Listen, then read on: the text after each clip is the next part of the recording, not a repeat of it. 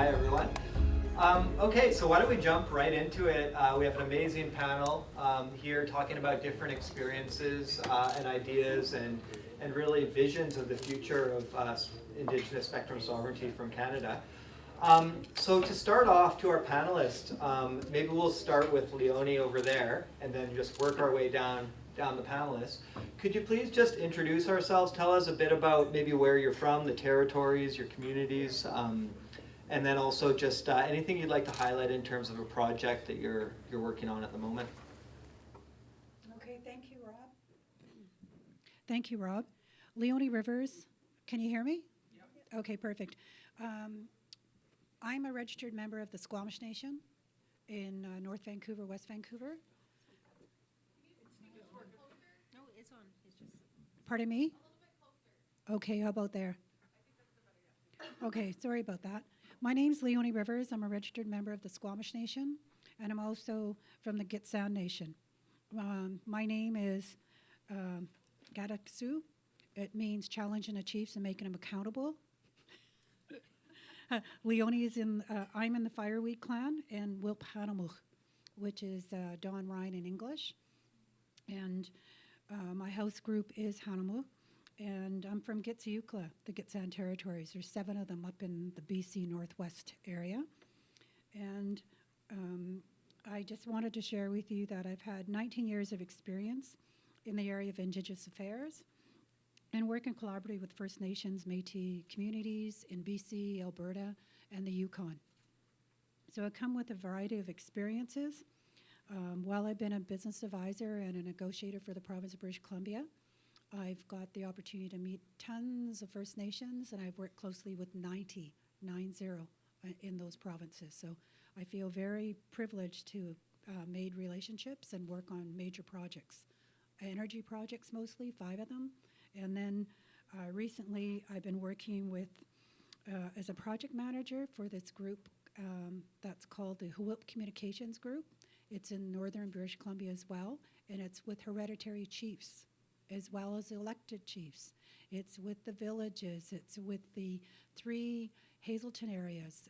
If you know British Columbia here, and most of you will, it's New Hazelton, South Hazelton, and Old Hazelton. So that's a group, and plus a location called Carnaby. And good news, just as of yesterday, thank you, federal government, we received our license to actually start our project. So I'm very excited. It's all 100% Indigenous owned, and I'm so happy. So thank you so much for that. And the other hat that I wear, I'm also the CEO for a National Indigenous Cognitivity Inc. group, which is an advocacy group helping all First Nations across Canada. That's all First Nations. And this is focused on remote and rural communities getting access to high-speed internet in their communities. So I'm very excited that I've taken the opportunity to learn from the ground up and then from the national level making policy. And we're mandated from the Assembly of First Nations. And I think what people need to understand is we've been mandated since April of 2022. Prior to that, we were in the COVID mode, so we couldn't do a lot of work. But I want to do a shout out to a gal today who is Lenora Baker from the Squamish Nation. Her and I were in the backgrounds, and we went across Canada and met with the nations, and pleased to share that we have 65 nations that support our initiative. And we're not going to be reporting in July at the AFN Assembly. We will be reporting in December. So I think it's really important that people to understand. And I'm really pleased and privileged to be sitting on this panel today with all these experts and folks that I'm going to build a relationship with to move some of our remote and rural communities to have a voice and have their own economic opportunities in business. So I think that's important. My focus right now is just connecting interested First Nations to develop the subcommittee of experts in the spectrum space. And that's really critical because we want to unify our efforts and provide guidance. We see a lot of duplication in some areas that are startups, I call them, but we need to connect the providers with the First Nations and the First Nation businesses to access spectrum at a faster speed, better quality, reduced rate to attract new customers on limited incomes. So that's the critical part. So I speak for the folks that don't get to have the opportunity to speak at a provincial level, local level, or national level. And I'm really, really honored to ask to be sitting on the International Spectrum Working Committee, which has been a couple years now, and there's speakers before me, Stephen Song, Dara Blackwater, Anthony Royale, and I believe one of his colleagues are here today. And I was really blessed to listen to the Mexico folks in Colombia talking about their similar common issues and some of the opportunities that we can see going forward with Canada. So Canada is represented by Indigenous people, and Mexico on Indigenous people as well, and I think with New Zealand Indigenous peoples, and having us work together is going to be really important. So thank you, and I'll move on. This one? Oh yeah, either one. Okay. Good afternoon, everyone. I'm Madeleine Redfern. I'm from Iqaluit, the capital of Nunavut. And for those who don't know where that is, it's on Baffin Island. And for those who don't know where that is, it's next to Greenland, which most people now know where it is because Trump wants it. So, yeah, can't have it. So I am an Indigenous woman that got interested in infrastructure, including telecommunications, energy, and transportation when I was the mayor for the city of Iqaluit in about 2010. I realized very quickly that this critical or key and foundational infrastructure is so necessary for our region, in part because what we have is, I like to swear, I really wanted to swear, is utterly unacceptable and really prevents our governments from being able to communicate with our citizens. It prevents our businesses from being able to get started or enhance or compete. It also makes it very difficult for our citizens to actually reach, each other, communicate with their family, their friends. It's also critical, of course, for search and rescue and other security reasons. So I kind of leaned into this space as a result. And as I was talking to someone earlier, once I kind of lean into a space, I tend to go down rabbit holes and try to understand what the hell is happening and why is it the way it is and why is it not better. So I am interested in seeing more fiber optic networks being brought into our northern Arctic regions. A big proponent and supporter of seeing subsea cable being brought into Nunavut as well as through the Arctic, in part because not only to improve telecommunications, but I think to build on what I said earlier as a comment in the questions, is that we need to see this be multi-purpose infrastructure. We need to see, the possibility of, certain segments of the subsea cable being a smart cable, and a smart cable is SMART, stands for Science, Monitoring, and Reliable Telecommunications. It means sensors on the cable. In the Arctic, especially in the marine environment, there's a lack of baseline data and there's a lack of real-time data. And we know that there are significant changes that are happening with climate change. But also, too, it turns out that the military desperately needs all-domain awareness. And while satellites can provide some of that data, it cannot provide that data in the marine environment. But also, as most people in this room understand, is how interconnected and integrated satellite and fiber are. There's also huge opportunities with respect to the ability, if we get energy solutions, plus we have the fiber or the telecommunications backbone, is to do things like data centers and also to promote AI and effectively make sense of all the data that we are collecting, not only to support developing our own economies around data, because data is the new oil, but also to support our regional and national and international security of our North American continent.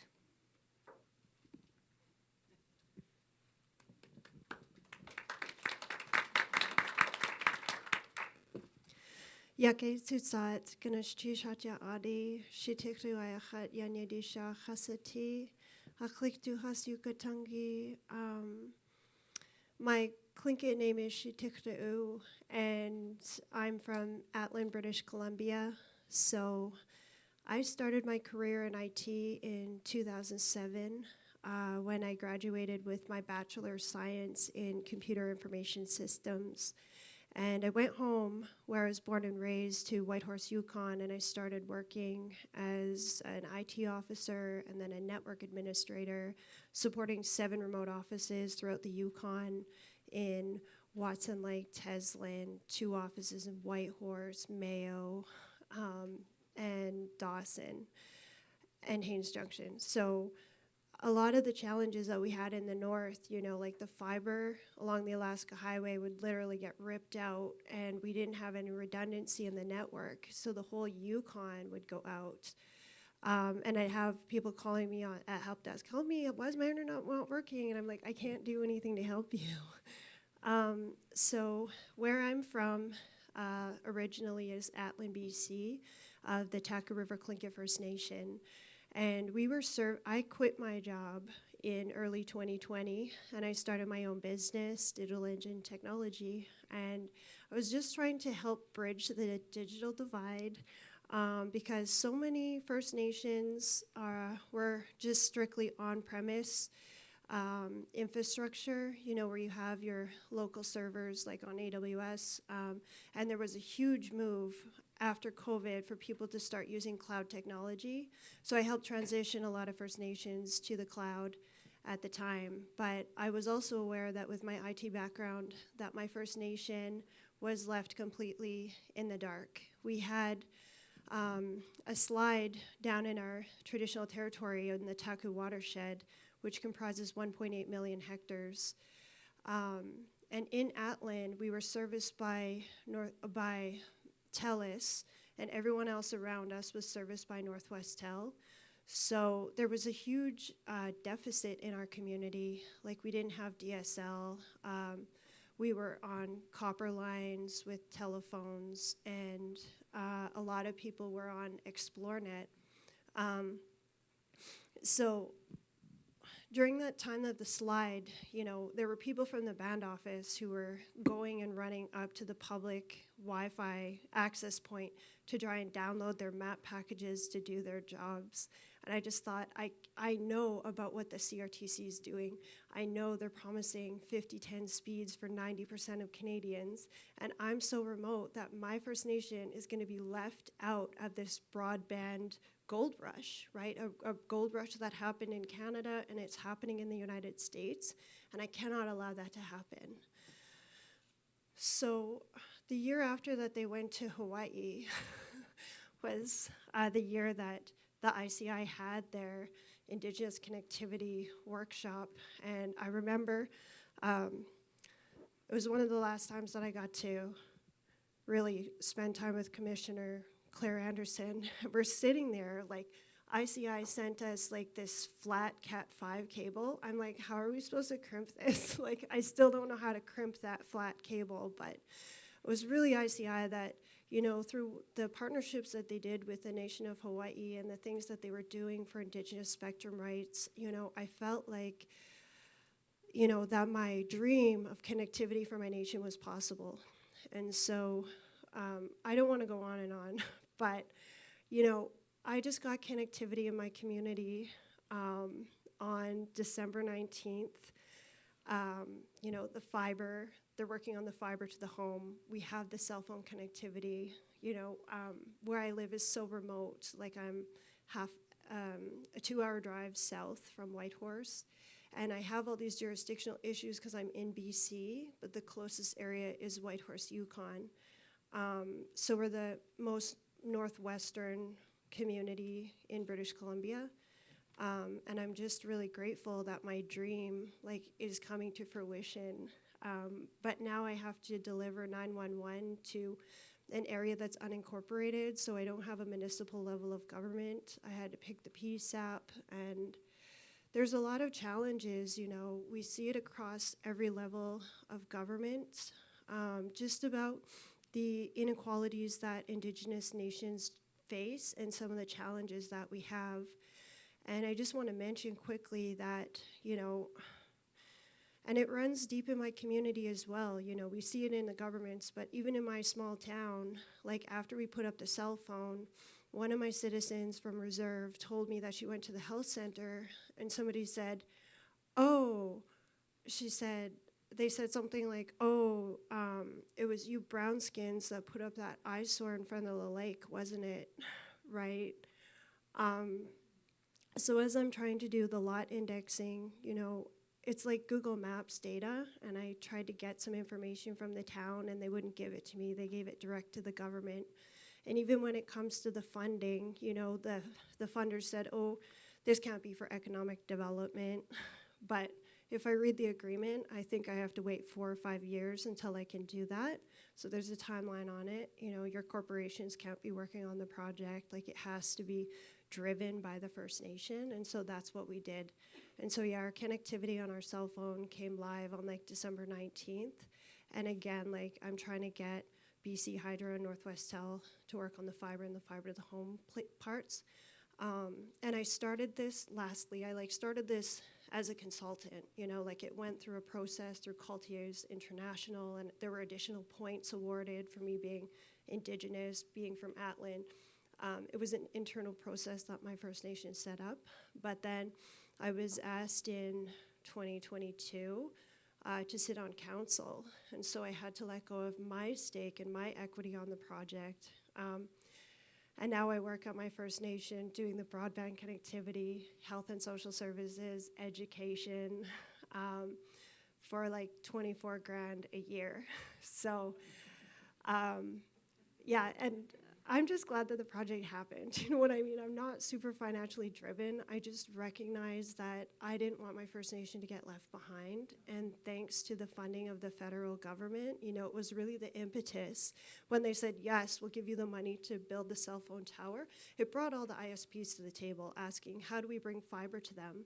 Because we're like a land island. We have no infrastructure coming in and out of our community. We have one road that goes from Yukon to BC. It's a beautiful place. I hope that many of you get a chance to come and visit. Ganesh Chish. I'll come and visit.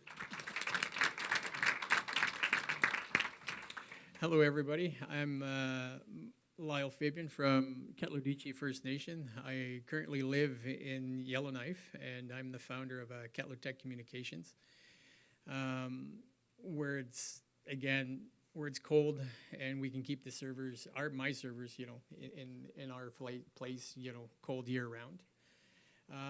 I guess basically the reason why I'm here is because, people wanted to ask me about, the things that we're doing. And so basically we are building our own privately Indigenous held, privately owned 315 kilometer, 288 strand fiber optic network from high level Alberta into the Northwest Territories.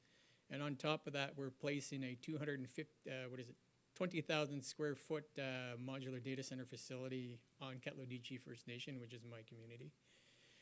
And we also started our own Netflix-like streaming service appliance.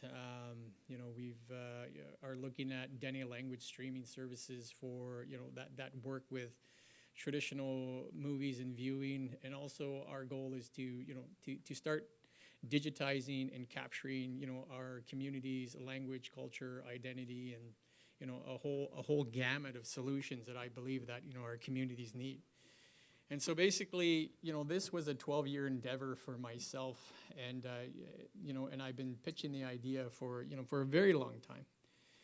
And, last year, I remember last Christmas, my wife told me, said, you spent, millions of dollars, out of all your projects with De Beers, Stuart Olson, Diamond Mines, and the military, doing broadband rollouts and fiber optic networks for everybody, and you're taking all that and spending it on this thing. Can you stop? Can this be your last year, right?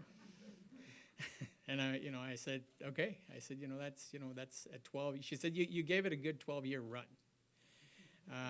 So how about you start keeping the money for yourself and and let's do, you do it that way. Build your business, keep doing what you're doing. And then I said, okay. So she said, well, you better make it, this is your last year, you better make it a good one. So, long and short of it, I ended up being invited to a conference here or in Vancouver, with a whole bunch of industry proponents and so on and so forth, and broadband suppliers and providers, and we all know each other.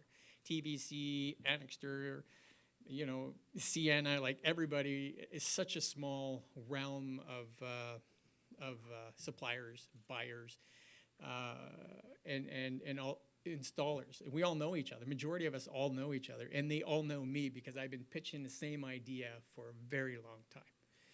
And I ended up talking to this guy that was next to me, Shane, and he's like, oh, what do you do? And I'm like, oh, what do you, so I told him what I did. He's like, oh, that's cool. And then,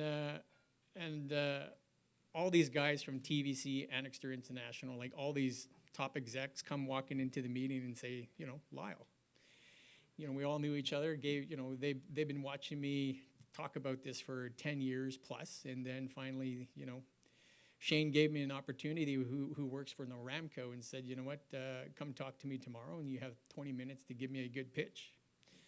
So the long and short of it was, the relationship of, looking for long-term sustainable economic development. And, I've been looking at this plan forward and backwards, for a good decade. And so I was able to, provide, a really convincing plan where, Noramco was willing to give us $4.8 million investment. And on top of that, selling the infrastructure shares in the company for us to raise more capital investment. And, one of the biggest investors that we have thus far is, the previous minister of the NWT, Michael Miltenberger, who was very instrumental in laying the Mackenzie fiber link, from Fort Simpson to Nunavut. And he was the one that, came to the table and invested a lot of money in basically what we're doing. So, we are planning to lay, fiber this summer, next summer, but this year we're going to be transporting all 349 kilometer reels of fiber to site to KatloTech First Nation. And everything that we're doing is about redundancy, right? Building an economic model where we own the infrastructure, where we bring jobs, we bring innovation, and we bring technology. And those are the key aspects of the reasons why I do what I do, is because, I want to take a look at, how can we build sustainable economies on an infrastructure that we can own and a data storage that we can store all of our traditional knowledge, our people's histories, their digital identity. Because one of the biggest aspects that I see now is that, the biggest overreaching powers that we have that affect every single Canadian and individual and Indigenous peoples in this room is this thing called the Cloud Act. The Cloud Act is an overreaching piece of administration by the United States government that if you utilize AWS, Dropbox, Google, any of the major platforms, that they have an overreaching power to gain and access your information. No matter where you are at, but the only country that did not sign the Cloud Act is the European Union, is the only place that doesn't allow this. And so basically, one of the reasons why I, again, believing in what I do is that, we have redundancy issues in the Northwest Territories. We have high costs. We have minimal competition. We have lack of services. At one point, a wolf through the fiber line. We were out, 4 hours. And then, just to make it all nice and rosy, some guy with a backhoe, cut the fiber cable and we're out for 8 hours. If you just Google, Northwestel outages on Google, you'll have more than a dozen of, how many examples of network outages that Northwestel has. And, it almost comes to the point where, when we have network outages, Amazon, I can't even get my Amazon packages, unless I, get carrier pigeons, and we go back to that old back in the old days. That's right, smoked potatoes. And so the NWT problem is literally an Indigenous communities problem across Canada. High costs, no connections, unreliable services. And Katlo, and the reason why I built, the company that I did was to help, build infrastructures that connects our communities, protects our people, and empower Indigenous communities with redundancy, reliability, and long-term economic sustainable ownership. So that's it.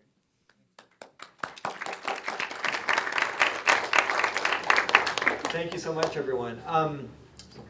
So you gave us some fantastic background and context about, the range of your work, the range of your experiences.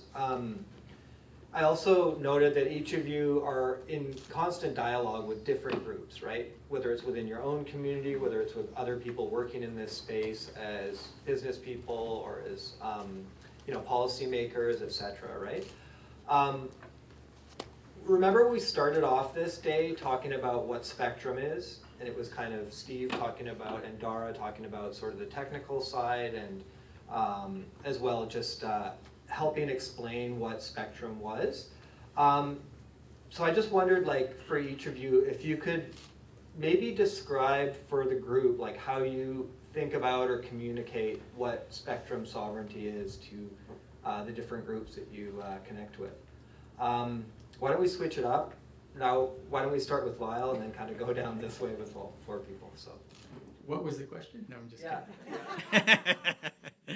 I guess, for me, I talk about economic resource, and for me, spectrum is I have in my notes here, it's a natural resource, just like our rivers and our forests, and we've been stewards of this land, for over a millennia. The airwaves, I don't believe are any different.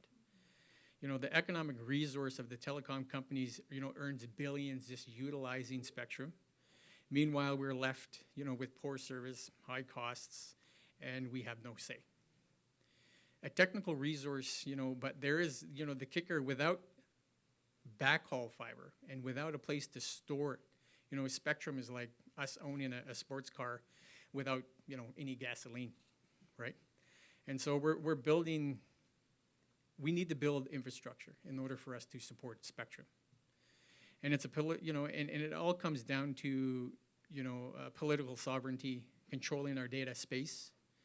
And it's like we control, enhancing our governance infrastructures, our culture, and also enhancing our economic future. People always joke and talk about, Indigenous peoples using, smoke signals, like you just said, right? And I had that in my notes. And, for communication, and it's funny that, there is truth in that that with the state of our networks today, sometimes I feel smoke signals are more reliable than Northwest Tel in the Northwest Territories. And where wolves, are eating our fiber optic lines, and, and we've, have to deal with people who don't know how to operate a piece of heavy equipment. And so the fast, reliable, connectivity, really depends on if we own this spectrum, then we need the backhaul and resources and the backbone resources to really enhance and bring that spectrum to the forefront to deliver, services to our people, whether it's cellular, Netflix, or whatever it is. But, what I'm talking about is, running real. It's great that people want to do cellular technology and all that stuff. I commend you for all that.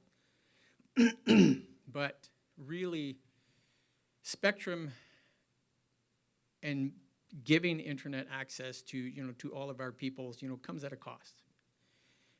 You got to run it in a way where you're running it because at a cost, you need to bring revenues in order for you to pay for those costs.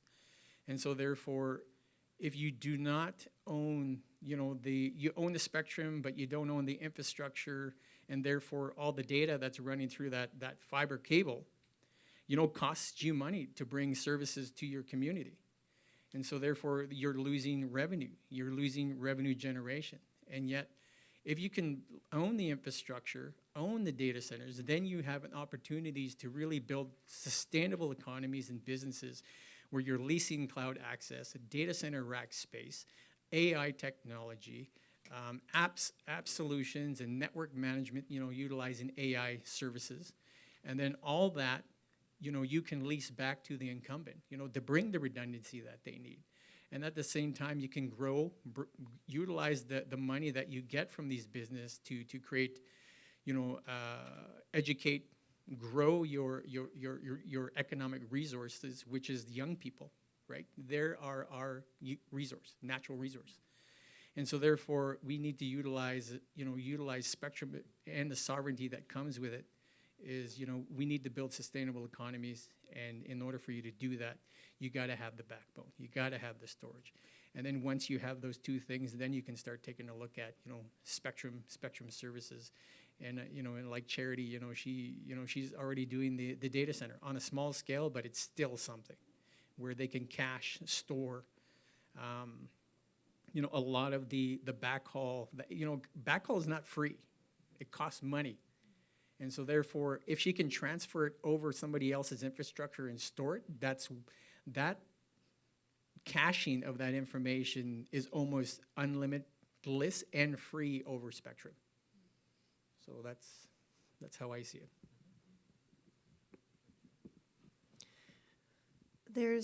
I want to talk about the Tlingit people for just a second, because we migrated inland from the shores of Juneau, and Juneau is literally 50 kilometers as a crow flies. So we have coastal Tlingit people and we have inland Tlingit people, and in Atlan we're really leading the charge for connectivity out of our communities. So I think part of spectrum sovereignty, and I'm just going to quote Dara Blackwater. I really wish that she was here today. She said in 2020 that our treaties are as long as the grass grows and the rivers flow, and spectrum is like rivers in the sky. And Dara said that, and it always stuck with me, because I learned from ICI that they have first access rights to the spectrum that runs over their tribal lands in the United States, and we don't have that here in Canada. And there were so many positive spin-offs that came from my project. One of those things was ownership for part of the transport. So I have a set number of, through an agreement, I have a set number of lines. I recognize that I'm a one-way road to nowhere. Great if I have a cell phone tower, but if I don't have part of that transport, what am I gonna do? I'm lucky that I had, a surplus in my budget, because I wanted to be Lyle. I wanted to be Elon Musk. I wanted to do low Earth orbit. I wanted a big data center.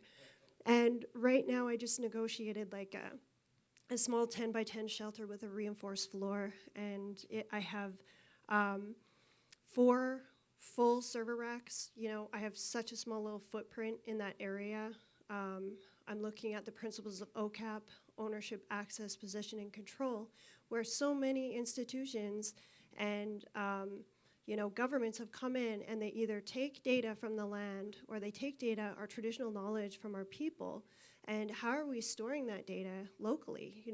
I have been in the data centers for Yukon government. I have seen the way that government is set up with their IT infrastructure, and I think people that don't have a technology background don't know what's happening even within their offices. Even if you have, the highest speed network going by you, if you have an infrastructure deficit within your building, you're not going to be able to capitalize on that. So spectrum sovereignty to me is more than Indigenous nations being just consumers of the service and of the ISPs.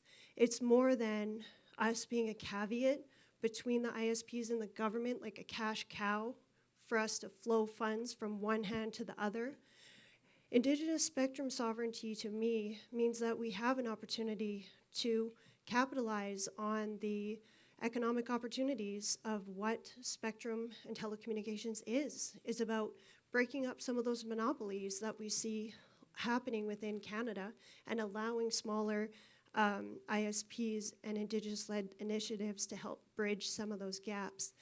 Because I can tell you 100% that without TRTFN's investment and my advocacy on this project, my whole town of Atlan, would have still been left in the dark. And these projects I'm not just solving connectivity, for my First Nation, I'm solving it for my whole town. So again, like spectrum sovereignty to me is that we have an equal footing in to grow the economic own source revenue of our nations. Ganesh Jish.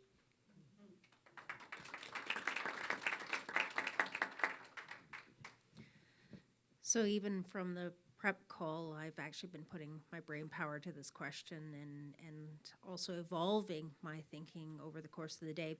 And maybe just to add, it's more than just owning the sports car, not having the gasolines, is also not having access to a highway. So you actually can't go anywhere.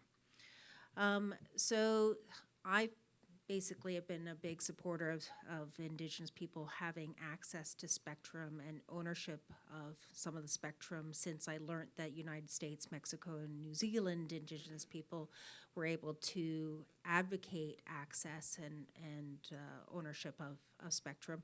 But in the United States, they also ensured that Indigenous people had access to funding and financing so that they could actually build out the infrastructure, as Lyle was saying. So you can't have spectrum alone.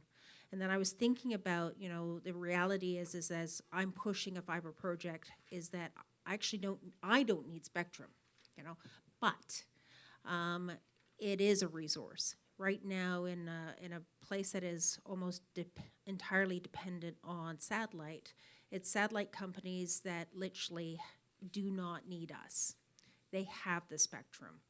So whether it's Telesat or Starlink or OneWeb and, the others, the reality is that we have already been cut out of the equation. The fact that it was galling to me when Telesat, had spectrum that they weren't using, and then the whole thing about use it or lose it, and then we're saying that, they were going to sell it back to the government of Canada, even though they didn't pay for some of that spectrum.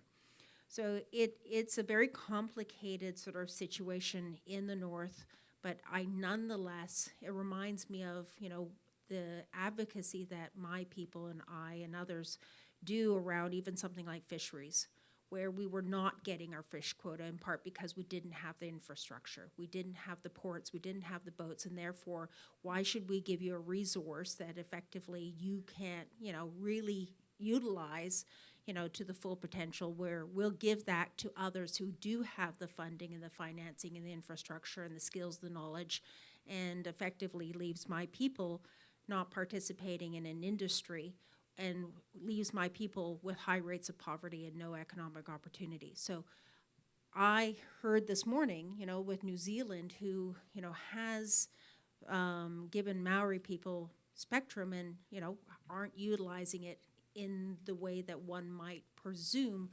But the fact is that when you have access or given a resource, you can sell it. You can use it as a leverage to enter potentially into partnerships. And I am working also in the energy sector with respect to small modular reactors. And while most of our Indigenous nations do not want to own nuclear power plants, nonetheless, it is a negotiation tool where why can't we get, telecommunications service for cheaper?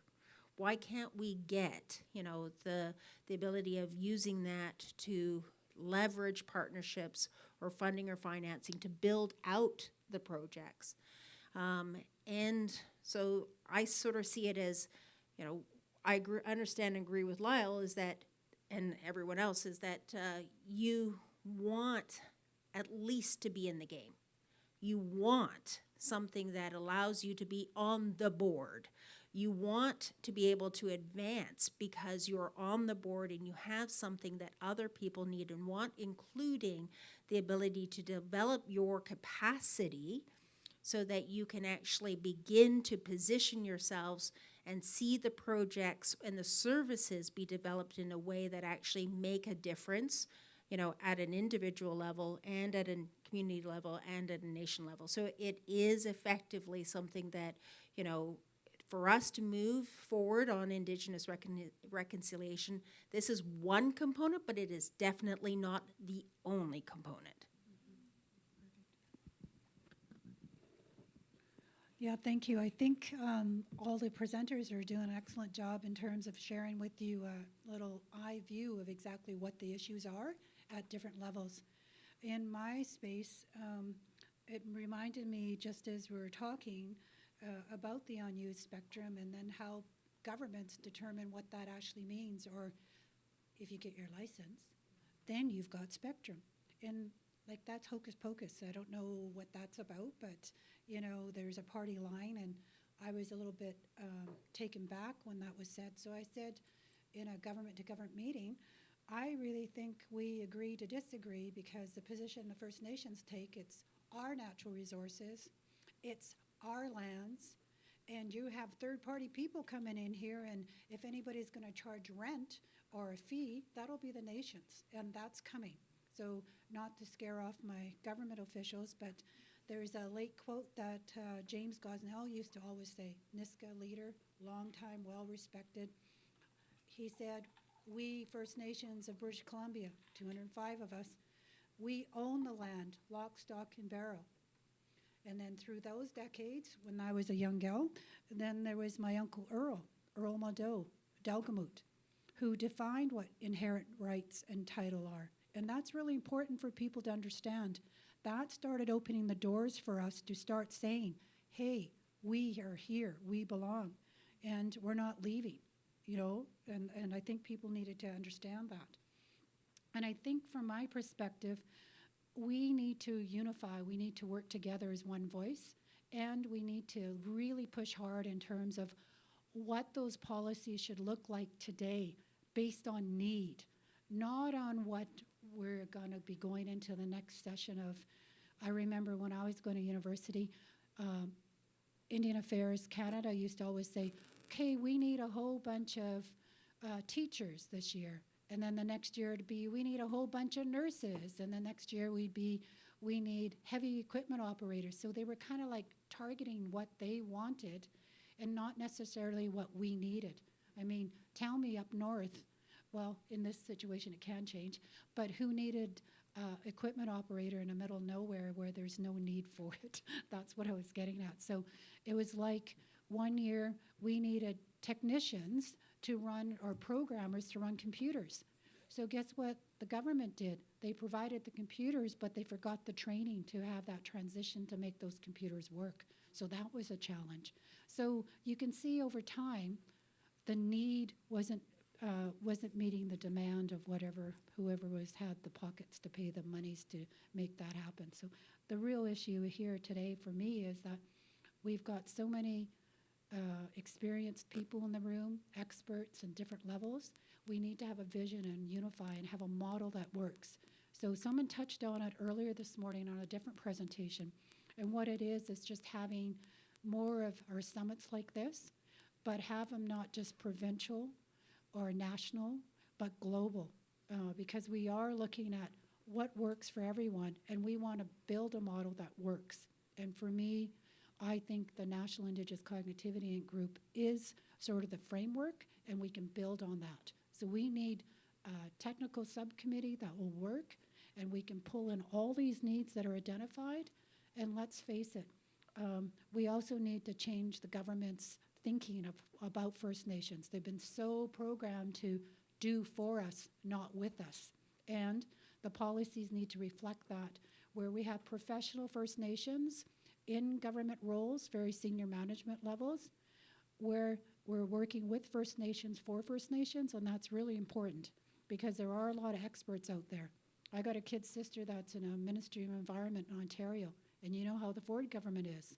I'm currently in Calgary, Alberta, and our government's kind of tipsy-turvy too, and I'm not too sure where they're heading.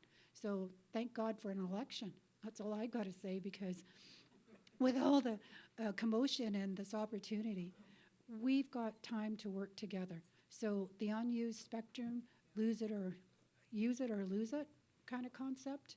And then the other part where we need to just really focus on policy and try to figure out how can we work within these, what I call frameworks. So more to come. Thank you.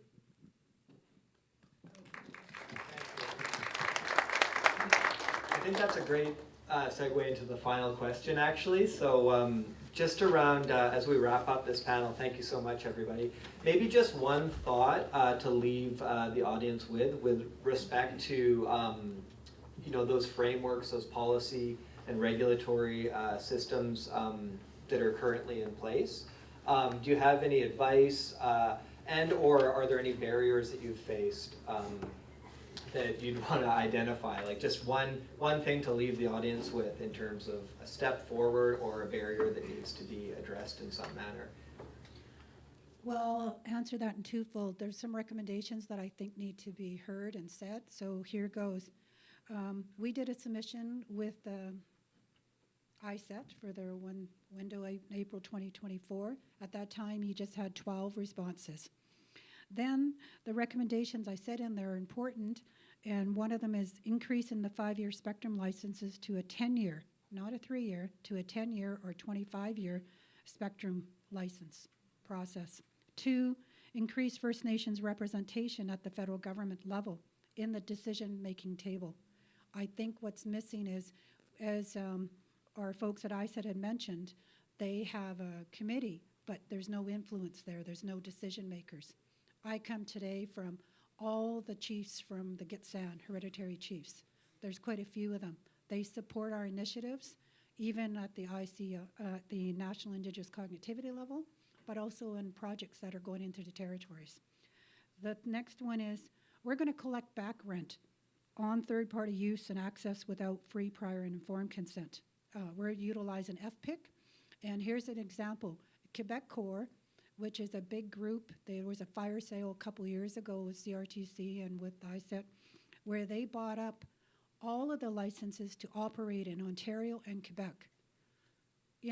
Were we notified? Was there any meaningful consultation or notification? Absolutely not. And were we on that table? No, we weren't. So that's the other point. So I think there's room for opportunity to work together and come up with a model and a management plan where First Nations that are suffering without no monies start having some kind of income. I call it back rent, and start just figuring it out, guys, because back in 2012, there was an opportunity where I think there was allocated about $9 billion towards this particular initiative, and in 2016, only $1.9 billion was spent. Well, where'd the rest of the monies go? And to me, let's, follow your plans and be true to what you're saying. So I think talking to the AFN Housing Infrastructure Group, and that's run by Regional Chief out of Ontario, Chief Benedict, we have an opportunity to build homes and provide infrastructure, but we need the folks at the table, the right people, not just people that are interested, but people that are influential, that make decisions at that government level. So we look very closely to how can we help. And if you need a messenger, well, I've done public speaking forever. I have no issue. I've worked with the feds, with the province, with First Nations. And what you need to do is build that relationship and just say it as it is, the good and the bad. So thank you.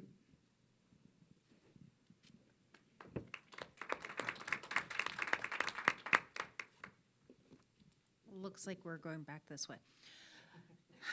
So I don't even know where to start, and I only have probably a couple minutes. So what I would say is that the telecommunications sort of structures within Canada are so complicated, and Claire mentioned it earlier, CRTC is responsible for regulatory. ISET, has some funding, and it just sort of goes on, and it becomes very hard for, I think, many of our Indigenous peoples, especially our politicians, to understand this very convoluted, complex framework and how and where do they go, and not having sort of that national sort of Indigenous office that exists in United States is kind of like the place where you have a bit of a collection and a powerhouse, and it's funded and allows that sort of assessment and advocacy and an ability to educate and inform Indigenous peoples about their rights or their ability to access not only the spectrum but also the funding opportunities, makes it very, very hard. And so as a result, you often find yourself very isolated. And when and if you do, try to educate yourself, you're continuously trying to not only educate sort of our own people about what this means and what it's about, because as someone said earlier, you start talking about telecommunications or technology, eyes roll back and they want to talk to you about sort of, do you know something else which they think is, kind of related, which is, what did you say, Lyle, saw houses or sawmills, and you're like, well, that's what are we talking about? And then the other sort of, component is often, and no disrespect to, Claire here, but she's probably almost certainly aware of it, is that within the CRTC or ISED or every other department, again, there's just so much transiency and so much, so many people who are simply not aware of Indigenous issues, rural issues, remote issues, northern issues, Arctic issues, and as such, we constantly are repeating ourselves over and over and over again as we try to advocate, sometimes for policy changes or sometimes for our own projects. And so it is exhausting, trying to advance, and it's through, just, I don't know, tenacity is probably the nicest word, stubbornness is another, to advance, what shouldn't be this hard. And so it is just, yeah, super stubborn. And again, like, what the solutions are. Like, I couldn't believe in a response, to Waiting to Connect report that the Canadian Council on Academia did, and it was delivered to a whole bunch of bureaucrats, and one of the statements was said, there are no solutions to connect the North. And I was like, again, I want to swear. Yeah. And it's like, no, of course, the technology exists. It's not the political will doesn't exist. We don't matter. We don't have the political votes, and effectively, I stand by the statement of that report, and it's in there in part because of, of my contribution, is that the systemic structures around how telecommunication has evolved in Canada effectively results in not only systemic discrimination, but racist outcomes. And so that is the problem. And you don't know where and how to sort of like, approach it so that you can not only sort of like, I'm so tired of telling, a bureaucrat who, and that's the other problem, is politicians and civil servants for the most part are not, have been, or are not business people.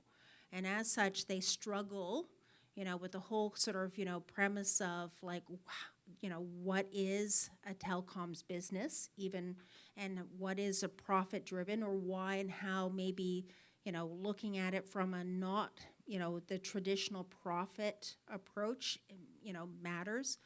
But again, the other thing too, which is, maybe my last comment, because you talked about, what are the opportunities and the obstacles, is that we, there's so many people in this room that possess great, great knowledge, but guess what?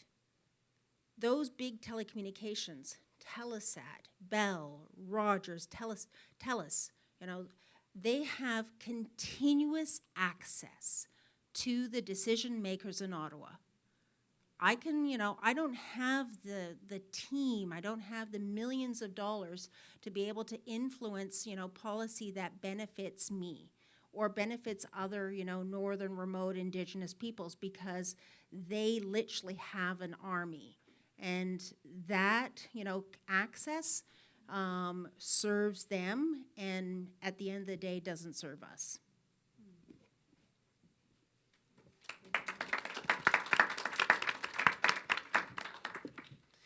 I think some of the challenges on my project were that I owned a small business, but I wasn't an ISP. So there were like requirements, that my consultants were saying that we needed the status of being an ISP to secure that money. So again, it felt like we were a caveat. And I'll use an example. It's kind of like if you wanted a house built. And so you get someone to build your house, then that person rents that house, but you're paying their rent. Then they need furniture, and you give them that furniture, and you're still paying their rent. Then they leave and they get to take all their furniture with them. And I'm just left with an empty tower. How is that reconciliation? You know, we look at small Indigenous communities like Old Crow and Faro, and I'm like, how did they get cell phone service? You know, we are completely in the dark. 24% of the province doesn't have 911, cell phone service, fiber to the home, etc. We're just like this blank slate of, oh, what? There's places past Prince George in BC we're completely forgotten about. We're just, if you look on the maps, there's just a void of nothing. And it affects our health outcomes, it affects our education rates, it affects the population growth of our regions. Again, we're very close to Alaska. You know, I worry about security. I have the largest lake in BC. Glacier-fed water, the headwaters of the Yukon River, the Switzerland of the North. We're having a Atlan Music Fest, if anyone wants to come and visit this summer. But I really appreciated hearing from the commissioner. I really appreciate industry being here because, you know, I didn't know that there was training dollars available to help build that capacity in community because I'm just one person. I'm really smart in IT and I made it work, but I couldn't do it without partnerships, and I let go of my financial stake in the project. And what kind of jobs did I create for other people? Cooks, flaggers, cleaners. I want people to be splicing fiber, you know, and I told everyone on my team, I want to splice fiber. I want to splice fiber. I never got to touch that fiber until I went to ICI in Kamloops like a couple months ago and I finally spliced fiber. You know, I like to demystify every piece of the technology puzzle because I know one small piece, and out of any of the 5 major industries, AI, you know, data, telecommunications, I forget what they are, but there's like 5 big IT industries. You could study for the rest of your life and you'll never know everything. So we need to build capacity in our communities. You know, I'm locked into these agreements for 10 years, and I want to just quickly touch on that because it's important, and I hope that government's listening because the ISPs are asking for subsidies to operate within our territories. And right now, for the cell phone tower, we have to sign these O&M agreements, and it's anywhere from $500,000 to $1 million. And I'm like, what is this? Like, does the municipality of Faro have to pay this to the telecoms? Like, does Old Crow pay this? Like, I feel like it's just like a subsidy because they're like, oh, you're small, you're rural, you're remote, we're gonna lose money here, so you have to fork up that money. And it was really unfortunate, but I felt backed into a corner. So for me, like, the future is encouraging more kids to get into STEM careers to break the poverty cycle. You know, I'm really grateful for my undergrad. It served me very well. And I just want to see more, you know, First Nations youth start to get into this field because it's been really rewarding. It's been a great career. So, goodness cheesh.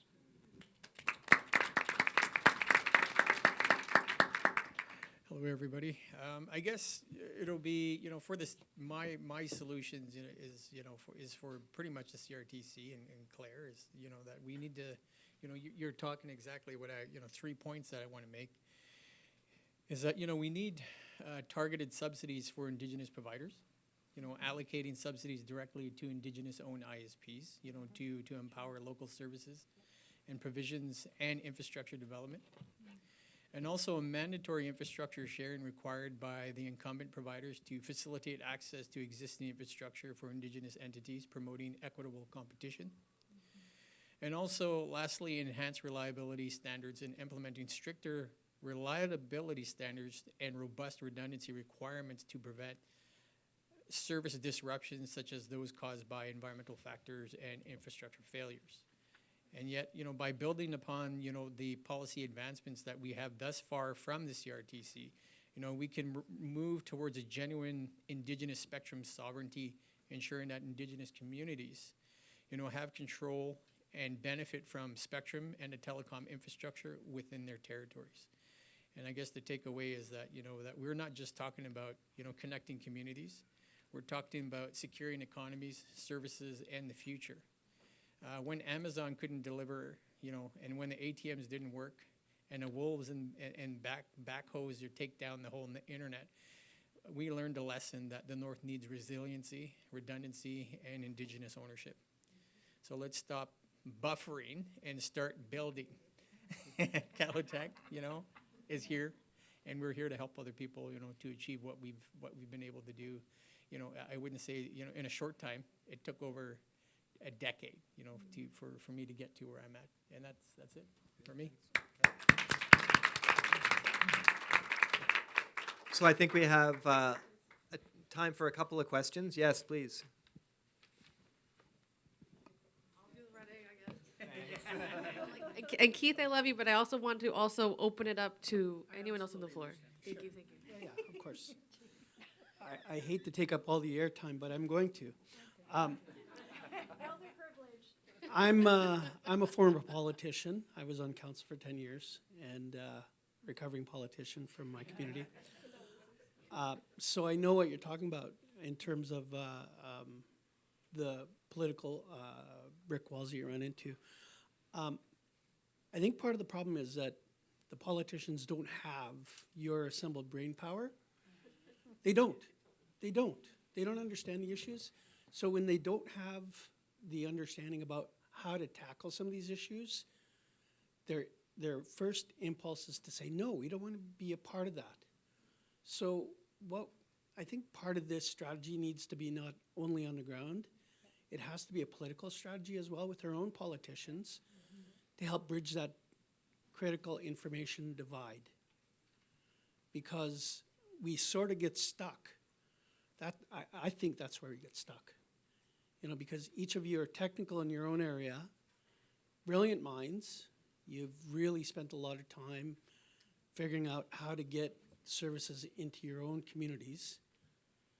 But we need to do that right across the board. So I hate to take up the time, but I'm going to, yeah. Because I think what we need to do is focus all that energy and time into things that'll get us closer to where we want to be, which is better telehealth, better services around internet, cell phone, and I see us operating in each of our own little silos, reservations. Those are our silos, and we're not talking. We're not talking to each other and finding out what are the best practices. How can we help each other be better? That's why I came here today, to find out what's going on, but it's a political solution, but it's also a private solution. And there's companies in this room today that will help us with the technical solutions as well. And connecting up all those little dots around, there's 203 First Nations here in BC, 630 across Canada, over 500 tribes in the US.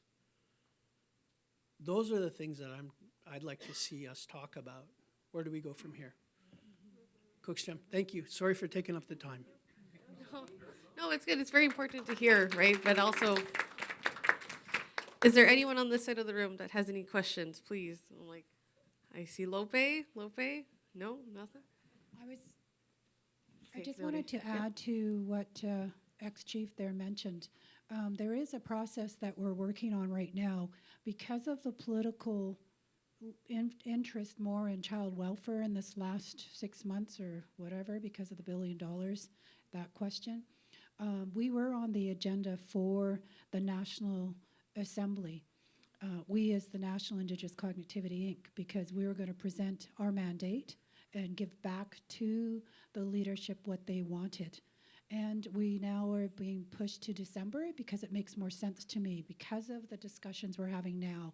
And we want to approach folks that are interested in working together on the very points that you raised. And I think it's really important that now we have a vision, a framework, and then we go back and we give chiefs who are interested a workshop on this is where we're at. And I've been talking independently with the folks on this table that we do need to put something together to do that.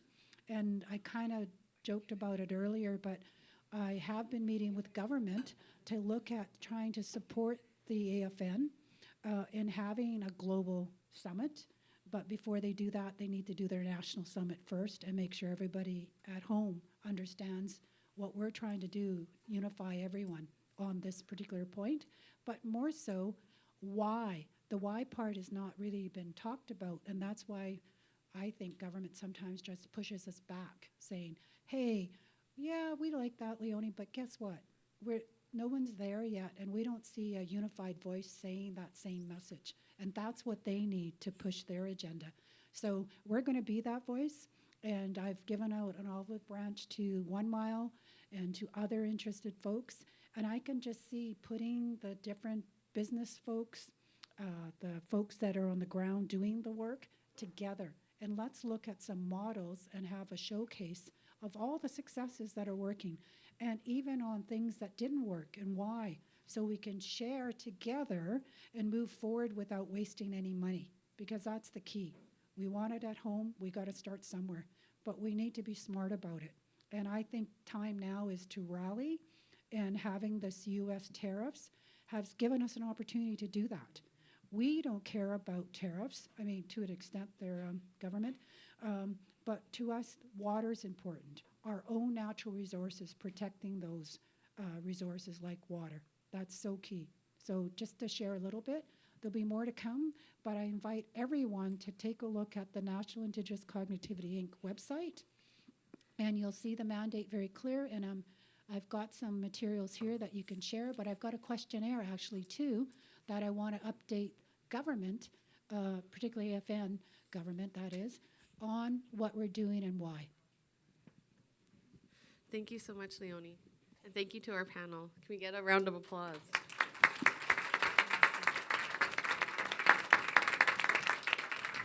So Keith, I also just wanted to acknowledge, thank you for taking up that space. And you don't have to apologize. It's very important. And as we do move forward, I would like to challenge you. Next, I think I'm standing in a weird spot. Next, am I in a weird spot? Next event that we have, I challenge you, reach out to me. And the next person that I want to hear from your community is the youth that you're bringing, the youth that you're empowering, right? That's the next generation that I want to hear. Your voice is great, but let's hear from the next generation. And that's not just to Keith, that's for all of them. Bill, question over here? Okay, oh yeah, oops, I'm holding it. Like, yes. Thank you. Bill Murdoch, Clear Sky Connections.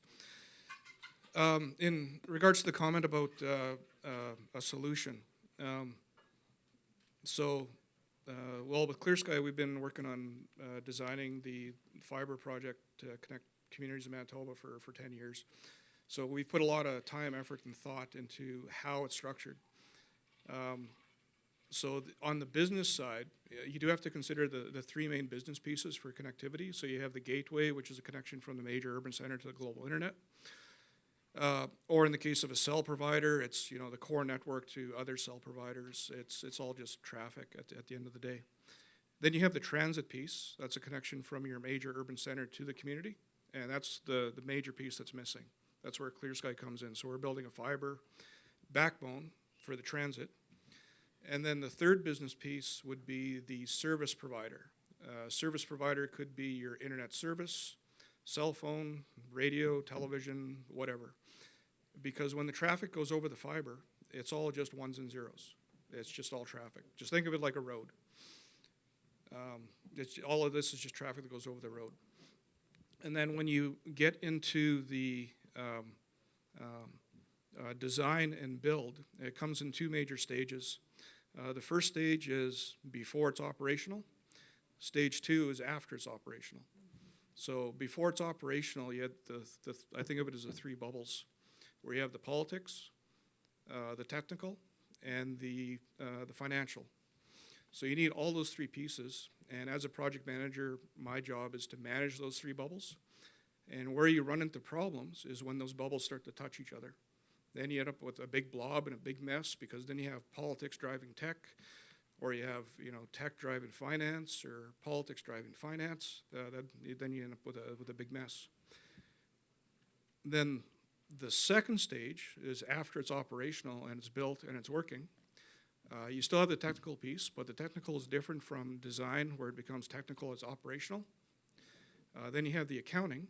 It's still the money, but now it's how the money is being spent. And then you have the business piece. So the business and the politics are polar opposites of each other in my mind. Because again, I think of it as three bubbles. And if any of those bubbles start to touch, you end up with a big blob and a big mess. So you have to take all that into consideration to have a successful project and successful operation moving forward. Thank you.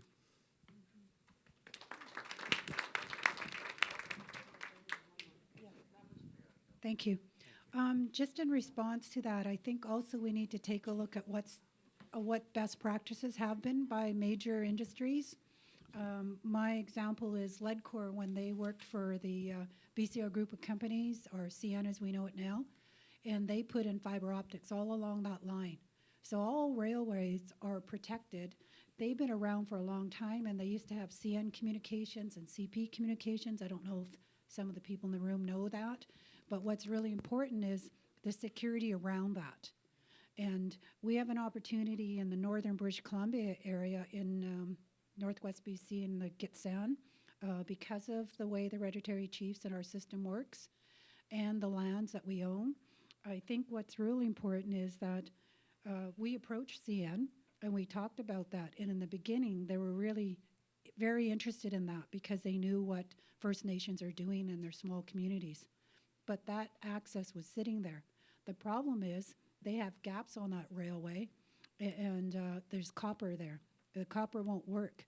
But in the other areas where they're upgraded, it's all fiber laid already. So why can't we utilize fiber that exists already and partner up where we can? It's a lot cheaper, but then there was a reluctance. So there are a lot of complications involved, but we learn by experience. And I think from the NICI side, from a lot of all the energy projects that we're going, we can take the best of everything and then work together, trying to pull that together and look at it. So I really like the last speaker and how he defined and simplified this, and this, because my experience is I've worked on all different levels, but I was more curious and I wasn't that interested in, at the time, I was trying to deliver a program to 33 First Nations in terms of having better communication, making sure they got what they wanted during that day. And what they needed then was money. So thank you.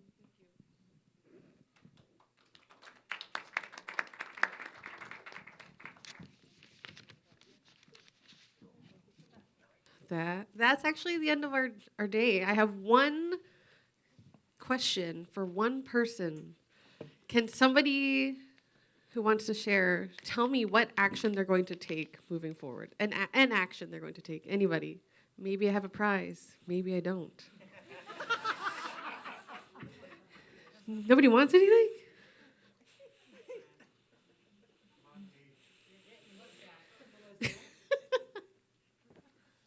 What's one action you're going to take moving forward?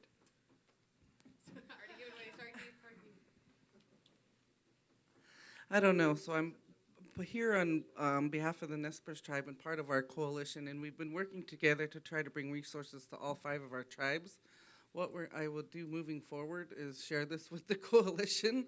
One of the major takeaways, one of the first presentations, they referred to spectrum as a real estate, and we referred it as a natural resources that we want to protect and keep. Thank you, Vidamaya. No, but really, thank you to everyone who came out today. You know, it's really important as, you know, working with the Indigenous Connectivity Institute. You know, it's so important that we bring everyone together, have these conversations, learn from each other, share our knowledge, meet our new relatives. We're all cousins now. And so, you know, the very last thing that I would like us to do is head outside and take our group picture. And then, you know, you're welcome to, you know, sit, chat, have some coffee if there's any left, meet at the whiskey bar, but thank you, Mark. Oh, yeah.